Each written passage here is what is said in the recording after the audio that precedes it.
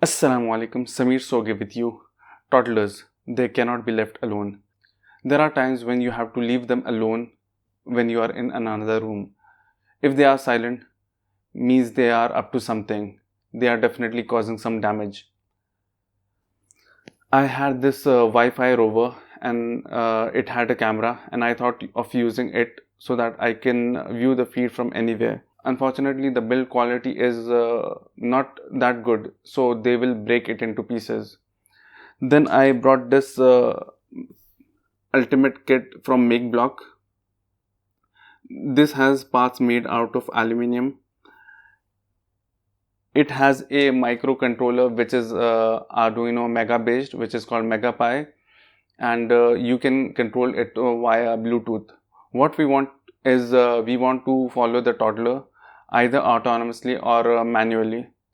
So what we require is a Raspberry Pi and a Raspberry Pi camera. Luckily, Megapi easily integrates with the Raspberry Pi. This is the rover I have made, and this is the Megapi, and just below it you can see the Raspberry Pi. This is the Raspberry Pi camera. The Raspberry Pi is the brain of the project and the Megapi is the muscles. What we want to achieve in this project is we want to manually control the rover if we want, so as to follow the baby or the toddler, or we can set it into autonomous mode such that it will use machine learning to find the baby and lock it into position. The Raspberry Pi runs a Python script which will host a web server. This web server will have buttons using which you can control the rover. It will also have the camera feed from the Raspberry Pi camera. When you press a button for autonomous mode, the rover will rotate in steps and try to find a person. When it finds a person, it will rotate the rover again so that the person is in the center, and then it will move forward keeping a certain distance from the person. When it has locked into position, even if the baby or the toddler moves, it will try to go through the steps again and find the toddler, so that you can view the camera feed without doing any intervention. Now let's check the code of the project. So we are in the Raspberry Pi. This is the Python code. I'll go through the code in the notepad as it is better for explaining it in that. So in order for the Raspberry Pi to integrate with the Megapi, we need a Megapi Python 3 library. So I have already installed that.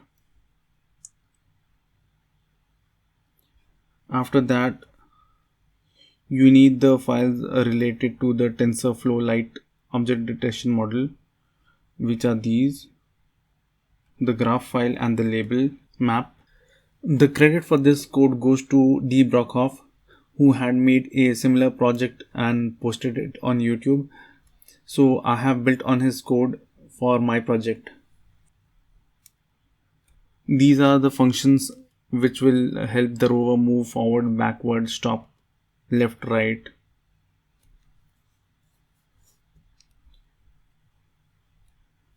These are part of the Megapi Python 3 library.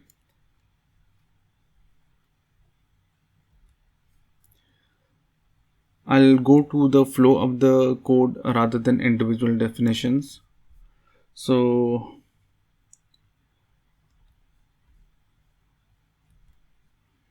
this is where the main flow begins. There is a threaded main loop and a threaded web server. The web server is being made by Flask. It will host the index.html file when you access it.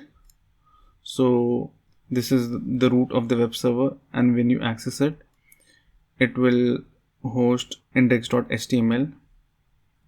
Let's run the code so that we can see the index.html file.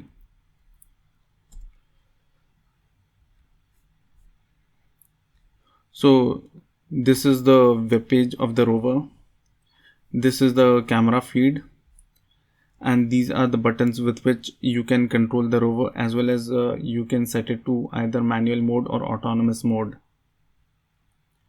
All the buttons here and the camera feed are having definitions in the code via Flask routes. So for these direction buttons, these are the routes.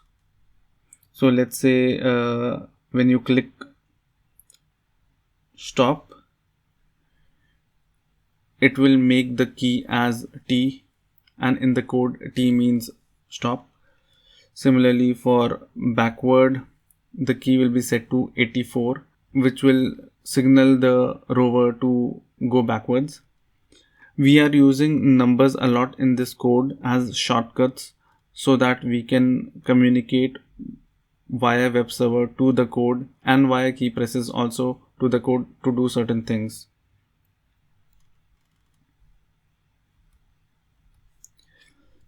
As far as the camera feed is concerned, it works by this route video feed, and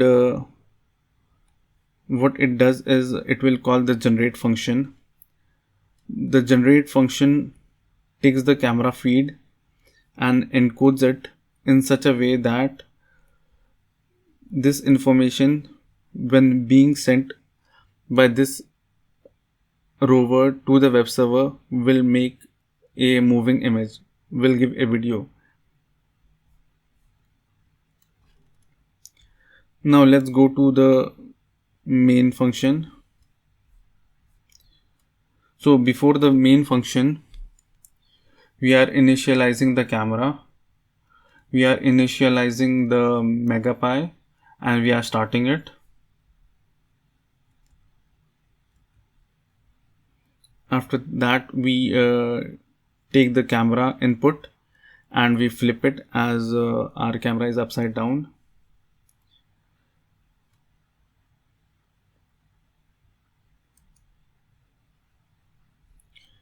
Then, as I said, we are relying on numbers as shortcuts. So if the number is 1, which means it's for hand control or a manual movement of the rover.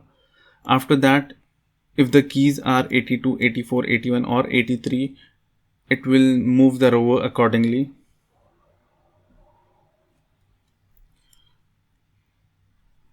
If the number is 62, means the mode is object detection. So it will set the mode here again as 4, which means we have to find the person in the camera feed.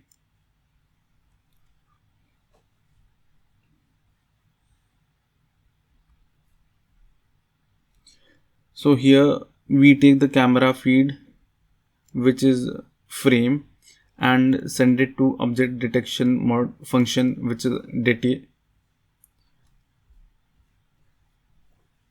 In this function, we normalize the image as it has to be fed to the object detection model of a TensorFlow Lite.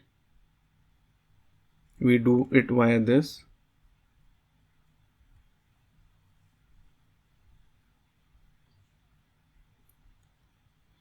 Here we do the actual object detection. After that, we store important values in these.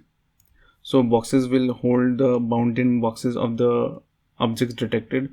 Classes will be what are the things which it found: person, animal, book, whatever it is. Score will be the confidence with which it detected those things.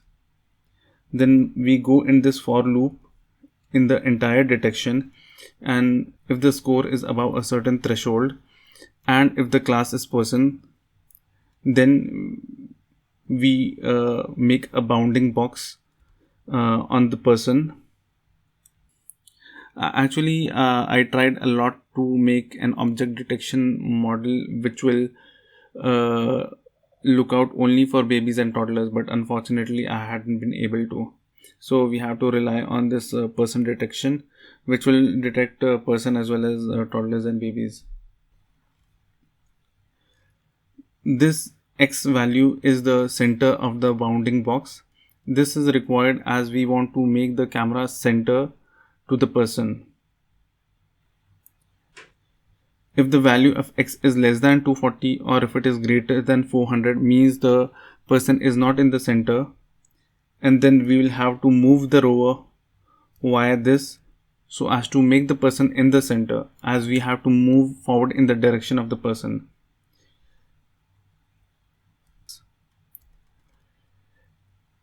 If it is less than 200, which means the rover is close to the person, uh, and it is less than 2 meters. So we'll hold this position so that we can view the camera feed. So now the rover has locked onto the person, and now from now onwards you can see whatever the baby is doing or the toddler is doing. After this, we return the image to the same function which called it with the bounding boxes.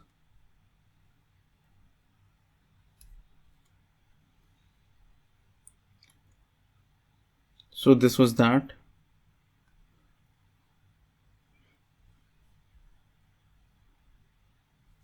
Now since the person was found, again the mode is 4, which means again it will go through the object detection module and it will hold on to its position. It will keep itself locked onto the person. The Q key is for quitting the code.